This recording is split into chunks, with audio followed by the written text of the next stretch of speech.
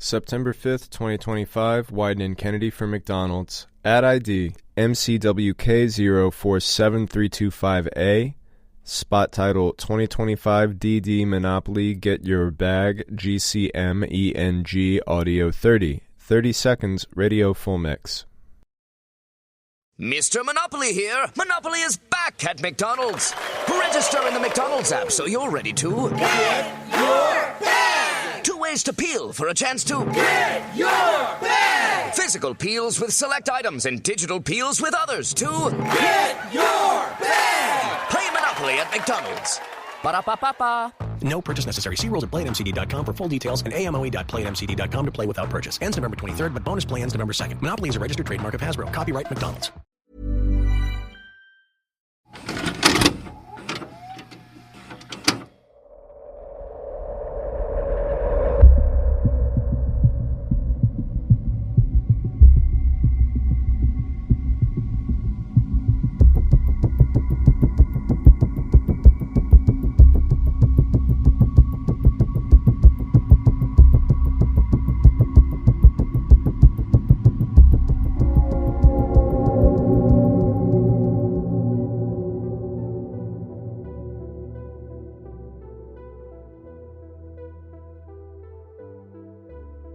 Welcome back to a brand new episode of Scary. Once again, thank you so much for supporting the show and taking the time to review the podcast. But I want to say a special thank you to Emma from Real Life Ghost Stories for giving the show a shout out, and also a special thank you to our brand new Patreon subscribers: Daniel Griffiths, Betsy Rose, Myri Manning Niestead, and Sandra George. If you would like to join our Patreon, simply follow the link in this episode's show notes or go to patreon.com/scaryaparanormalpodcast. This week, 2 exclusive Patreon-only episodes will be released, so make sure to check them out if you wish. Now, let's get into today's episode. Thank you to Brandon for sending in his experience. And just before we get into Brandon's experience, I just want to put a warning that it does deal with issues surrounding mental health. If you believe you are suffering from a mental health condition, please contact your doctor.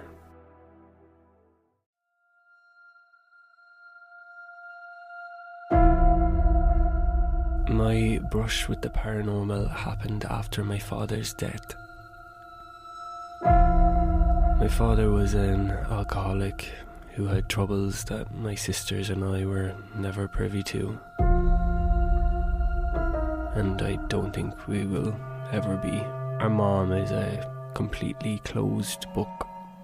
Dad's love of whiskey sent him to an early grave, leaving my beautiful mom to pick up the pieces and try superglue our family back together.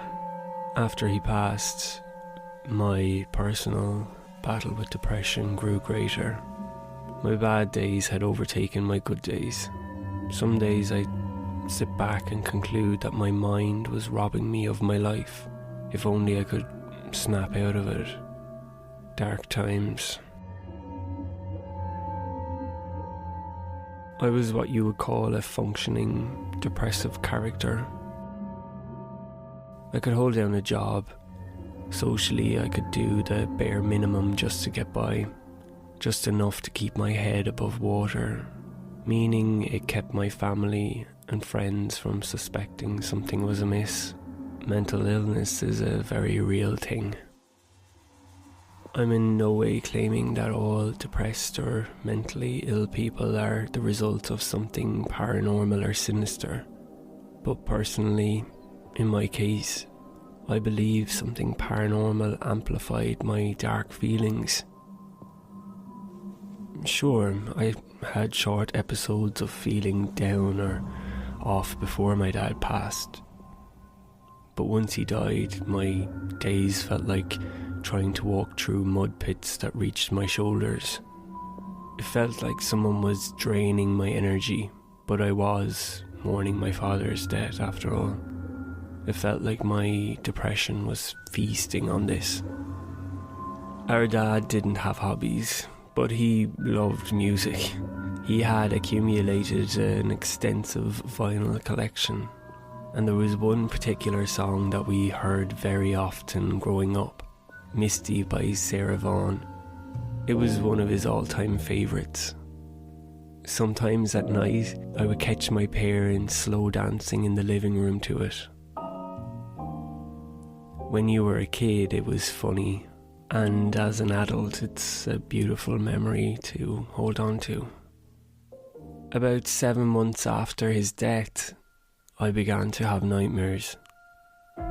This was unusual because I rarely had nightmares, but these were becoming an almost nightly occurrence.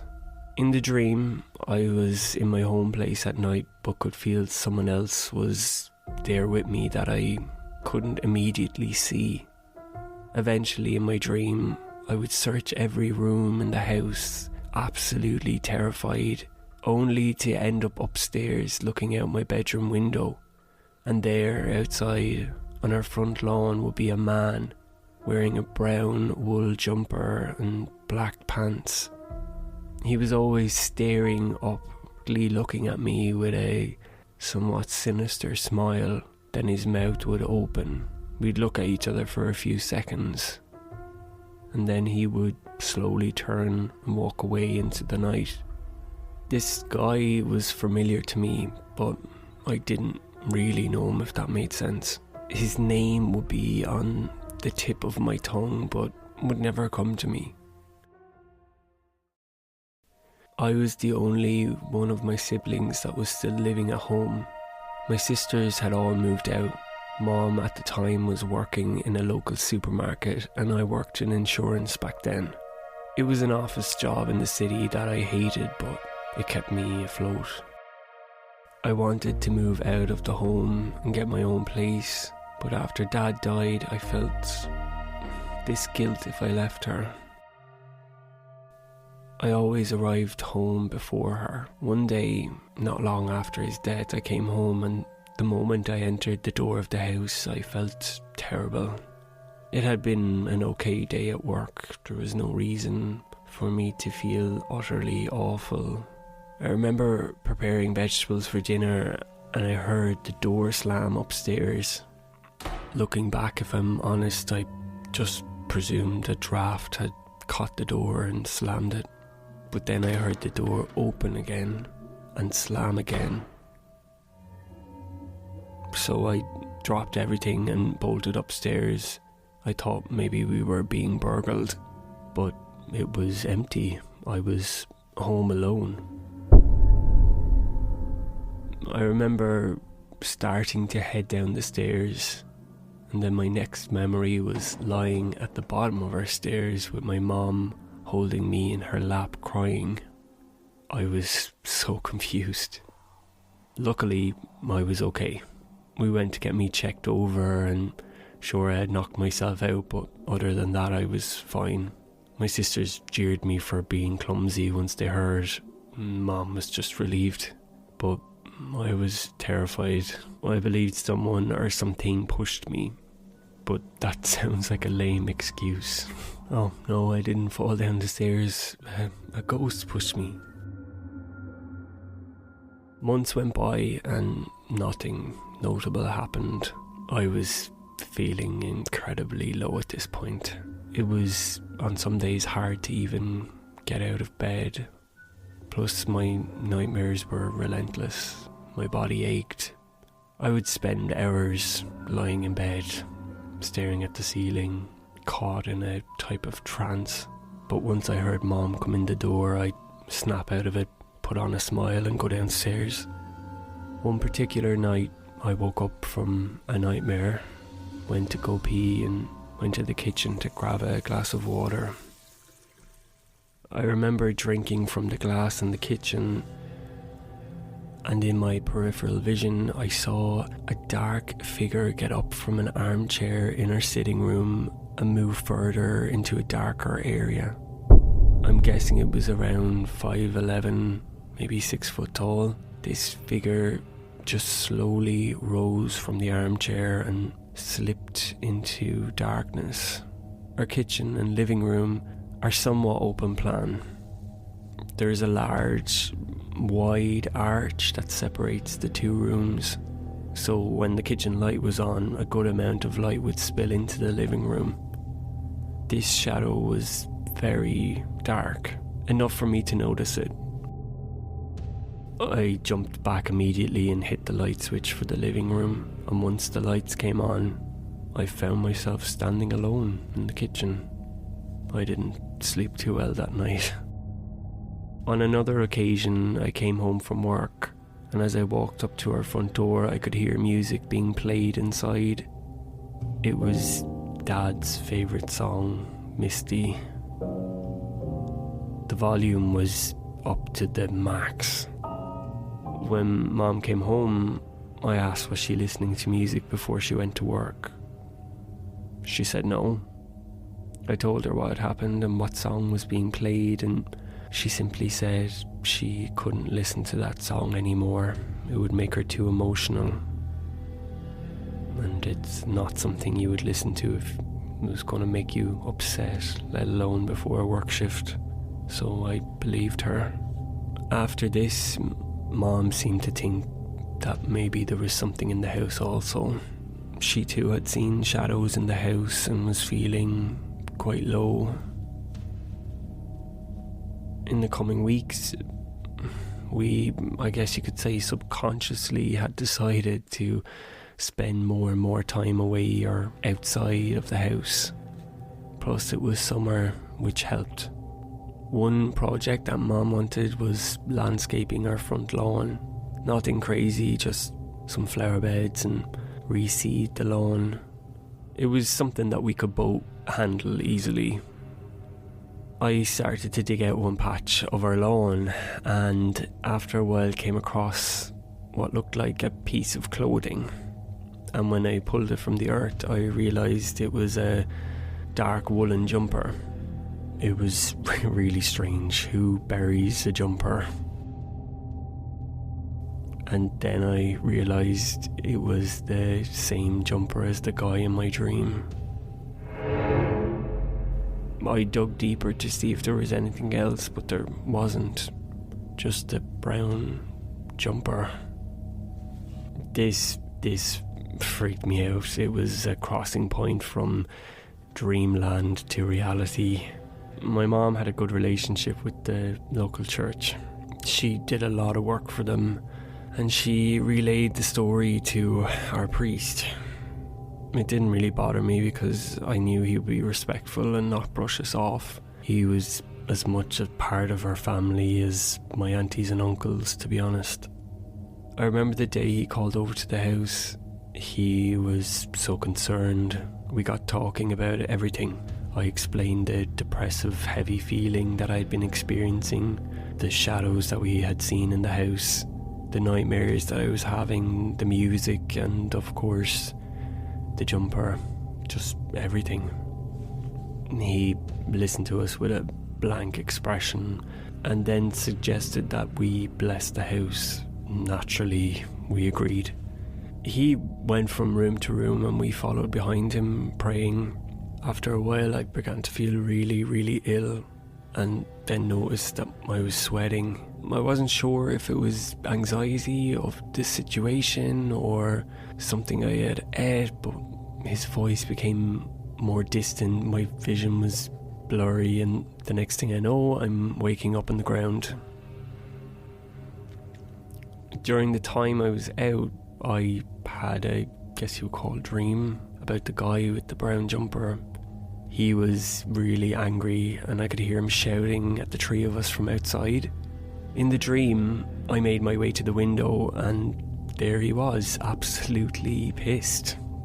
I watched him shouting at me, and then he just slowly disappeared. And then I woke up. The whole thing was really odd. Mom was concerned that I had something going on medically, so she took me to the doctor. They ran some tests, everything was fine. This guy in my dream, I was convinced at this point, used to live at our house at some point. I mean, I have his jumper. but we have yet to find out who this guy was. We've asked neighbours and looked at newspaper records in the area in the past to see if anything strange would come up, but nothing has shown up so far. As for the weird experiences in the house, they continued. Nothing had changed other than my nightmares had finally stopped. Every now and then we would still see shadows, which were becoming more frequent. It was like someone was running past the doorway, just a quick, sharp, fast movement, always a dark shadow. Then there would be sometimes an odd door slam. This went on for about 3 months, and then suddenly everything just stopped. The house felt better, my mood completely lifted, and Mom even suggested that I move out and get my own place and go live my life, that she would be okay. I ended up moving 20 minutes away, by the way. I see her practically every second day. Our priest believes that sometimes these spirits, after a blessing, will hang around for a while, refusing to go where they need to go, but ultimately they have no choice. Maybe whatever tormented my dad had been lingering around, and when he passed, it decided to attach to me. Like I said, I don't believe spirits or entities cause mental illness, but I do think that they can sometimes play off it. Thank you, Brandon, for sending in your paranormal experience. If you have your own paranormal experience and you would like me to narrate it on the show, you can do so by sending it to scaryaparanormalpodcast@gmail.com. Once again, thank you for listening to this week's episode. Please don't forget to rate and review the show wherever you get your podcasts, and make sure you press that follow button so you don't miss any future episodes. And join me next time for another episode of Scary.